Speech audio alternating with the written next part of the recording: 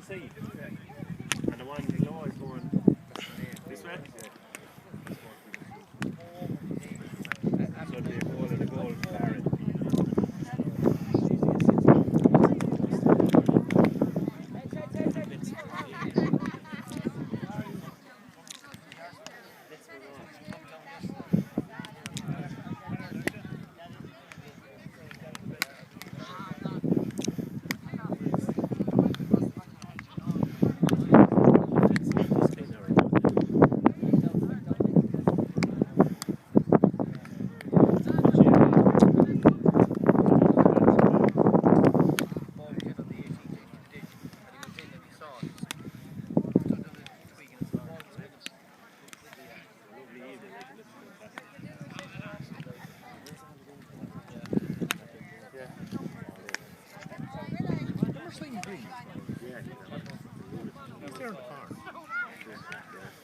Jesus, some evening. Michael Moore is chairman of the development committee who was responsible for this entire project. One of the many brains behind it, I think the project took 6 or 7 Billy Watson is on it as well. Jimmy O'Brien, Tom Keane, and Kieran McQuillan and a few others. So we just want to talk to you about where we're at. As you can see, it is a massive development already. These are the start of the future that are going to benefit most for that younger lads and younger lads again. Lads like this man here, Conal Dial. So, and over to you, Tom. Ladies and gentlemen, first of all, you're very, very welcome this evening. What a fantastic evening to be out here. Sun shining, whole new world. And as far as we know, this is the largest development by any sports club in Ireland. Waterford Institute of Technology are doing a massive development just on the Ring Road beside Waterford. I'm sure some of you guys are going to be students down there in the near future. And they're coming up with 4 pitches as well and this big sports centre. But as an individual club in any sport, this is by quite a distance the biggest sports property development in the country. The pitches you're standing on, they look perfectly level, don't they? Yes, but they're not quite.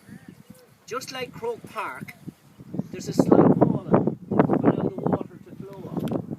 Underneath you here on the site, there are 13 kilometres of pipes which take the water away from the fields for disposal. If you look from the gate to the far end, there's a fall there of 7 metres. And if you can imagine 24 hours of rain, a lot of water falling here. In 24 hours we anticipate something around 1.5 million litres of water would fall on this area. But there's no river to take it away. There's no lake for it to flow into. There's no stream, there's nothing. Instead, we had to build 2 massive tanks to take that water and allow it to disperse to flow away slowly. And those tanks, you can't see them. You see where the lady is down in the right corner of the field? She's standing just beside one of them. And over and just behind that ditch, there's another one. And those 2 tanks contain, or can contain, 500,000 litres of water.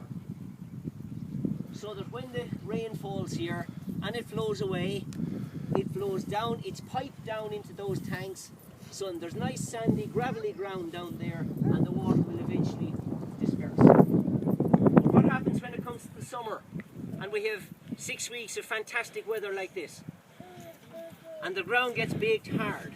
Well, these pitches will be like concrete. They will be really, really hard. And that can, as you know, that can cause problems as well. So what we have to do in that situation is we have to have a supply of water to water them and keep them watered. Grass would be burned away and die very, very quickly because the water doesn't stay on it as long as in your back garden or wherever. So we have a well over there which is something around 70 metres deep, which will provide a supply of water for us to water the ground if it's too dry. A few other little things about the place. This is what we call phase 1. On Good Friday last, a group of 30 volunteers came out here and planted 1,400 trees and shrubs. And that's only the start, that's the first year of a 6-year planting program which we must do out here. That eventually there'll be something around 3,500 trees, shrubs, plants out here, and maybe some ash trees to make hurleys for the future. There's also the car park there will hold over 200 cars. But needless to say, when you come out here, for the moment we can't have people playing for 2 reasons. First of all, the grass, well, it looks lovely, it's not thick enough and it's not deep enough underground. At the moment, the roots of the grass are 3 inches below ground. We can't use these pitches until the roots of the grass are 5 to 6 inches below ground. And then we'll be able to use these pitches. Because believe it or not, even tonight we've said you stick nothing in the ground. You don't take sideline cuts, nothing like that to disturb the surface. Because there are quite a number of clubs around the country which have done smaller developments than these, have run into problems by opening up their pitch a little bit early. And they discover after using the pitch for 3 or 4 months, the grass has gone off it and they have to spend fortunes again. Every year, each of these pitches will require what they call a verti-draining program. It's not a matter to make the grass grow, it's not a matter of going out and throwing a few bags of fertilizer on it. 120 tons of sand has to be put on each of these pitches every year, and that costs about €3,000 per pitch, just to get the grass growing and just to have things going well. The first phase, this is what we call phase 1, this has cost €800,000 so far. Half of that money has come from the National Lottery.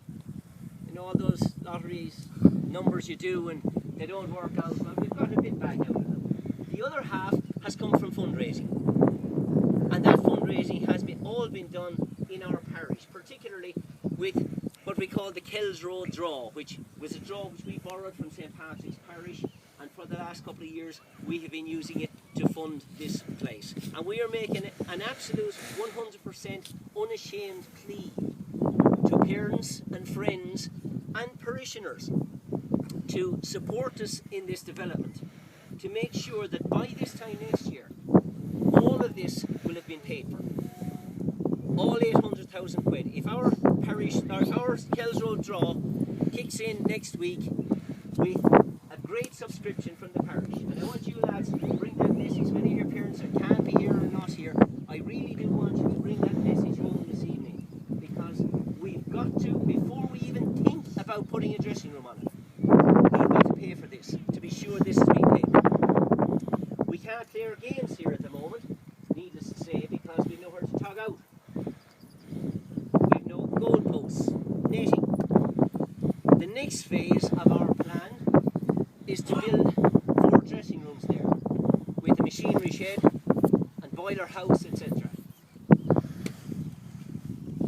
That cost will be close to €500,000. Okay? They will be top-notch dressing rooms. There's a fabulous design for them. Really is first class, state of the art. But we have plans that, please God, by this time next year we will have, when you're coming out to train here for minor, under 21 or under 16 next year, you'll be tugging out in top quality dressing rooms, as good, better perhaps, than anywhere else in the country, certainly newer, and our facilities will be right. It is an incredibly exciting project.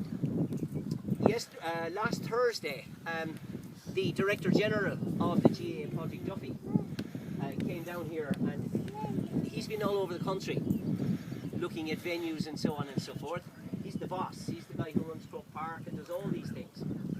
And he just one line he said, and it's just stuck in my head since. He said it took some vision to set this place up. And we really have to thank the people who drove this project. Richie Minogue mentioned them earlier on, but the club members and officers, and above all, the families and parents and friends have helped to pay for what we have done so far. And we're actually, you know, in terms of the distance, we're about 65% along the way towards getting this right. About 65% along the way. We need to make the other 35%, and we depend on your families, your friends, to buy the lottery tickets, to the hurlers co-op draw tickets, most particularly to be involved in the club draw, which is a tenner a month, every month, and if we can get another year or two at the outer end out of that, we will have the most phenomenal facility here. Michael, you want to?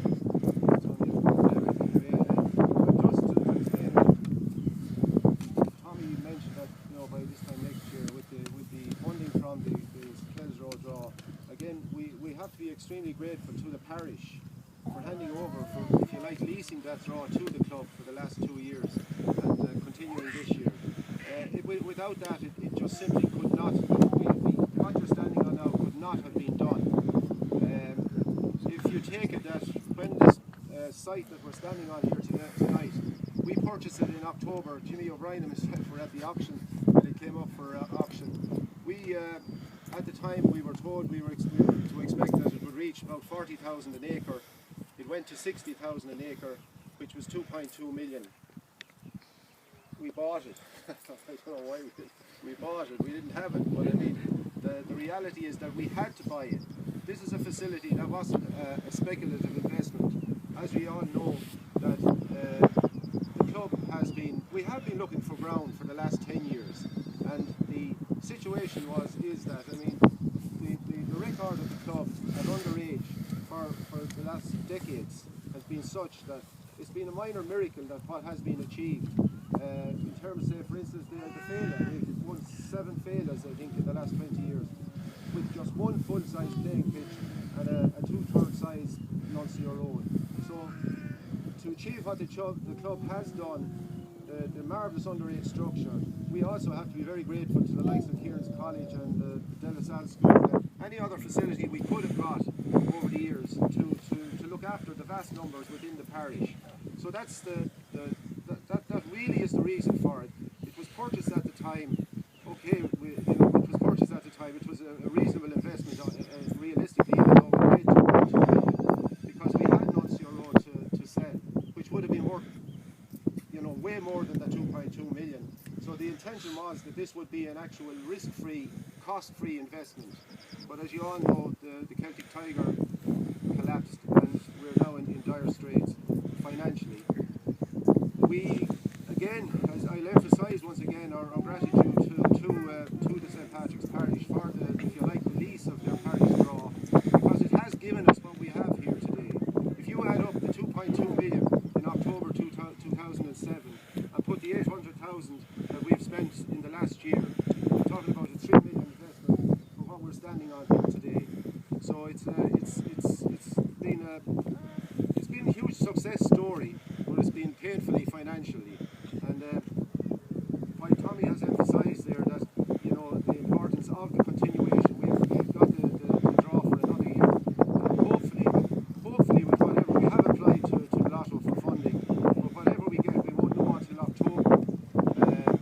Whatever we get will obviously go towards the development of the four dressing room complex. But even whatever we get, it can't be realised unless we get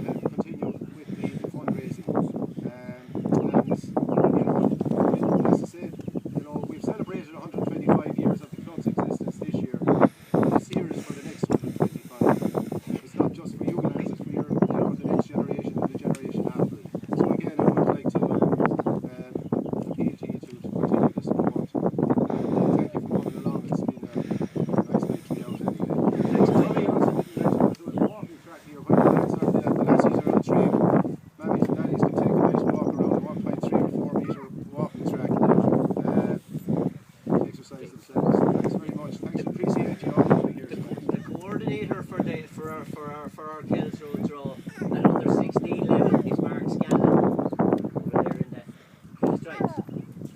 And anybody who wants to sign up, talk to Mark.